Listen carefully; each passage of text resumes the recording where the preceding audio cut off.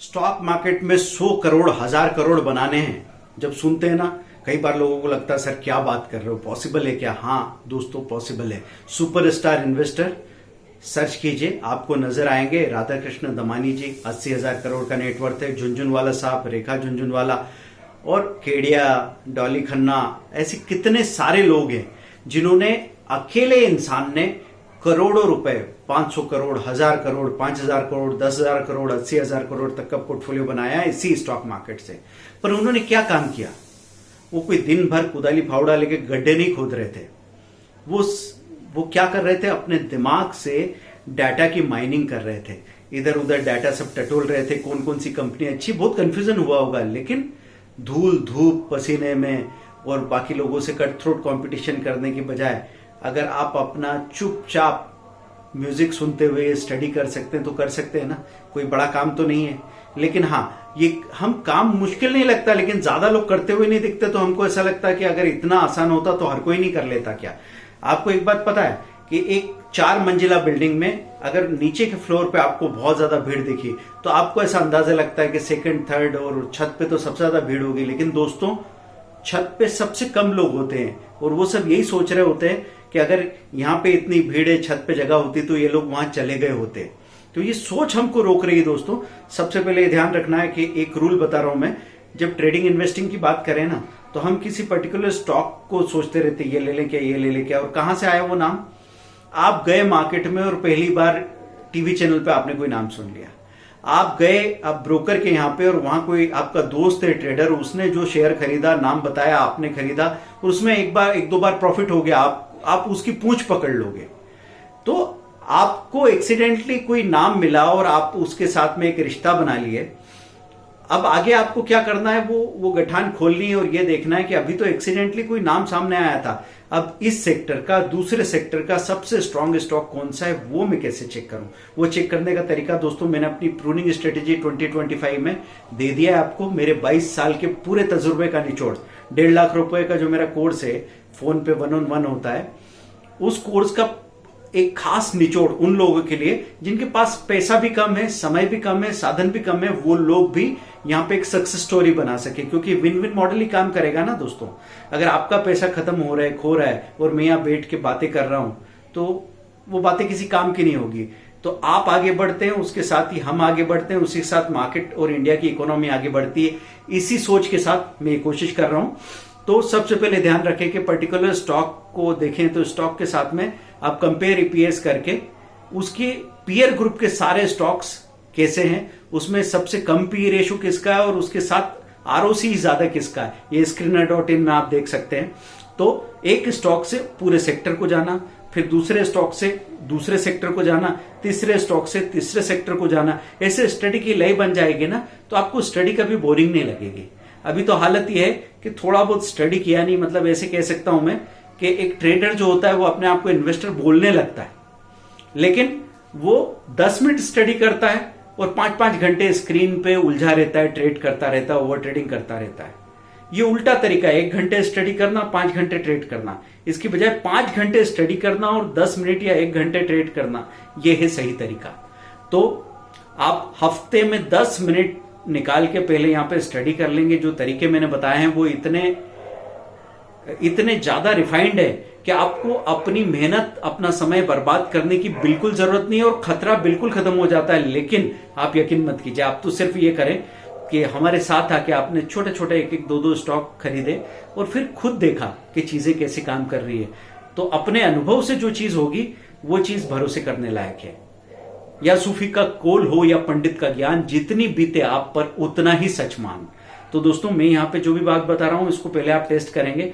मेरी स्ट्रेटेजी में भी मैंने वही बात की, पॉज एंड प्ले करके रनिंग मार्केट में आप अपने फैसले कीजिए, आप अपनी गलतियां कीजिए। दोस्तों, गलती करने से कभी नहीं डरना है, जितनी गलतियां कर सकते करो, जल्दी जल्दी गलती करो, जल्दी जल्दी गलती सुधारो और बस मेजर करते जाओ अपने काम को कि अरे अभी नहीं हुआ लेकिन कल से कम बुरा हुआ, अभी भी नहीं हुआ लेकिन कल से कम बुरा हुआ, अब थोड़ा ठीक हो गया, अब बराबरी में, अब थोड़ा प्लस है, अब थोड़ा ज्यादा प्लस है। धीरे धीरे आप ग्रो करते जा रहे हो। उस ग्रोथ में जो मजा आएगा, उस मजा पे आप, उस चीज पे आपका अधिकार है दोस्तों। तो सबसे पहले स्टॉक चुनने के बजाय ये देखना है निफ्टी का डायरेक्शन क्या है। इंडेक्स का, निफ्टी या सेंसेक्स का डायरेक्शन क्या है वो बहुत इंपॉर्टेंट है। फिर उसके बाद सेक्टर और इंडस्ट्री का डायरेक्शन क्या है, और साथ में सेक्टर शिफ्ट एक साइकिल होता है कि दोस्तों पिछले हमको सबसे ज्यादा प्रॉब्लम होती है रिसेंसी बायस से, कि अभी पिछले 6 महीने से जिन लोगों ने बाजार में एंट्री की उनके सामने कुछ स्टॉक भागे भागे भागे, जैसे अभी रेलवे के शेयर्स या पावर के शेयर्स भाग रहे थे, तो आप उसमें घुस गए और आपने देखा क्या भागता है यार, वो शेयर मेरे देखते देखते 3 गुना हो गया। अब यही बात खुद सुनिए आप कि आपके देखते देखते अगर ये 3 गुना हो गया है तो ये सबसे ज्यादा रिस्की होना चाहिए ना, तो हम उसके सबसे ज्यादा दीवाने क्यों हो रहे हैं। तो जब वो नीचे गिर के आएगा तो सबसे पहले हम उसको खरीदेंगे ये सोच के कि जो पहले 6 महीने में हुआ है वो फिर से अब रिपीट होगा। ये नहीं होता है दोस्तों। पिछले 3 साल की तेजी में जो सेक्टर चल रहे थे और आप 100 रुपए का शेयर 500 हो गया, 1000 का 5000 हो गया है, उनसे बच के, और जो सेक्टर नहीं चले और उनमें जो सबसे स्ट्रांग स्टॉक्स दिख रहे हैं, मतलब ऐसा नहीं कि नहीं चले हैं, प्राइस नीचे चला गया है तो ऐसे कोई भी बेकार से स्टॉक को आप खरीद लो, बेकार से सेक्टर में आप घुस जाओ, ये नहीं कह रहा हूं मैं आपसे। आप गए और आपने वहां पे उसको देखा स्ट्रांग परफॉर्मर है क्या, स्ट्रेंथ अपॉर्चुनिटी अच्छी है, वीकनेस थ्रेड्स कम है, उसकी प्रॉफिट का ग्रोथ, रेवेन्यू का ग्रोथ और ईपीएस का ग्रोथ बहुत अच्छा है, और इंस्टीट्यूशन भी उसमें अपनी होल्डिंग बढ़ा रहे हैं, ऐसे स्टॉक में आप पोजीशन बनाना शुरू करते हैं और दिमाग में क्या रखते हैं, 2 से 3 साल का नजरिया। तो एक रूल मैं बताता हूं दोस्तों, 3 साल के लिए अगर आपको इन्वेस्टमेंट करना है तो 1 साल खरीदी में लग जाए, स्टडी में लग जाए, चलेगा। तो आपने 500 पे खरीदना शुरू किया, फिर वो 450 हुआ, 450, फिर वो 400 हुआ, एक बार तो 340 चला गया था, तो 3-3 महीने की गैप से आप उसको खरीद रहे थे और फिर आपने उसको 2 साल के लिए छोड़ दिया। यकीनन आपका पैसा 3 गुना 4 गुना 3 साल में हो जाएगा। ध्यान में आ रही बात। अगर आपको 1 महीने के लिए शेयर खरीदना है तो 10 दिन भी स्टडी और खरीदने के प्रोसेस में लग जाए, चलेंगे। अगर आपको 3 दिन के लिए शेयर खरीदना है तो पूरा 1 दिन भी सुबह दोपहर शाम खरीदने के लिए लग जाए, चलेगा। तो ऐसे आपको स्टडी करना है दोस्तों, और फिर टाइम वाइज रिटर्न देखना है कि आपने सोचा 1 हफ्ते का मुझे 2% चाहिए, लेकिन सुबह से शाम में ही अगर वो 3% देने लगे तो बुक करो, बाहर निकलो।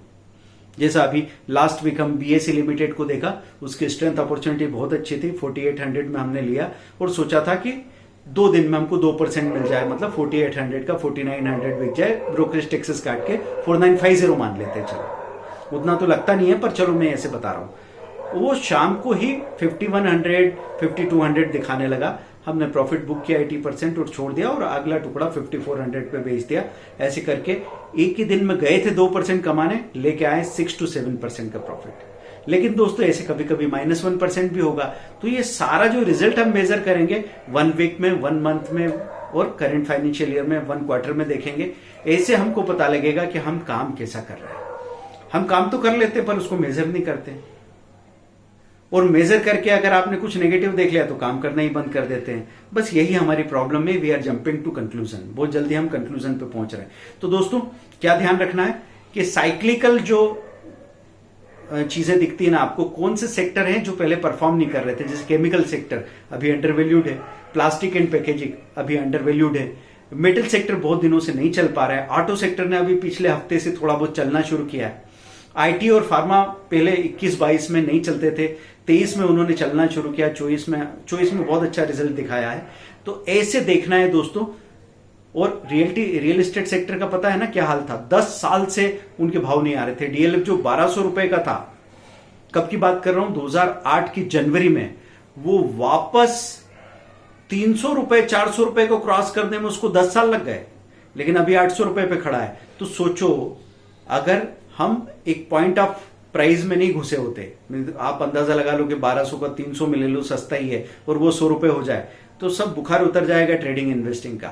लेकिन अगर आपने ये सोचा होगा कि यार इसको अभी नीचे जाने पे हम इकट्ठा करते जाते हैं, तो 300 में कुछ लिया, फिर 200 दिखा, फिर कुछ लिया, 90 में आपने थोड़ा ज्यादा ही ले लिया कि भाई अच्छा प्राइस है, और ऐसे करके इसको मैं 2-3 साल का टाइम दूंगा। और आपने सोचा होगा कि चलो किसी तरह 50% लेके बाहर आ गए 2 साल में तो भी बहुत है, लेकिन वो तो दे रहा है आपको 300-400%। आपका जो एवरेज बना 200 रुपए का और वो 800 रुपए बिक गया 1.5 साल के अंदर अंदर।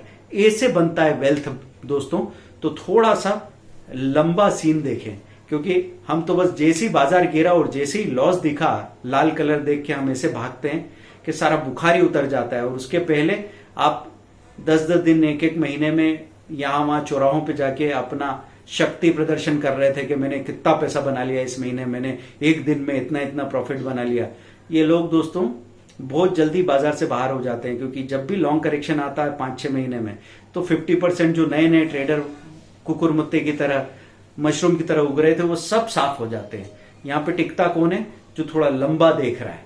तो ये लंबा देखने की बात मैं बात कर रहा था दोस्तों, आपको मार्केट का डायरेक्शन देखना है, सेक्टर्स की स्टडी करना है, अच्छे स्टॉक्स की लिस्ट बना के रखना है, और बाजार जब करेक्ट हो तो टुकड़े टुकड़े में खरीदना है, फिर उनको थोड़ा टुकड़े टुकड़े में बेचते जाना है। इससे क्या है, आपको झटके नहीं लगेंगे और आपको ऐसी ग्रोथ दिखाई देगी कि इस महीने में मैंने अपनी कैपिटल पे अगर 3% भी बनाया, बहुत अच्छी बात, फिर धीरे धीरे वो 5% बनाने लगे, फिर धीरे धीरे आपकी इतनी अच्छी स्टडी हो गई कि आप 6-7% बनाने लगे।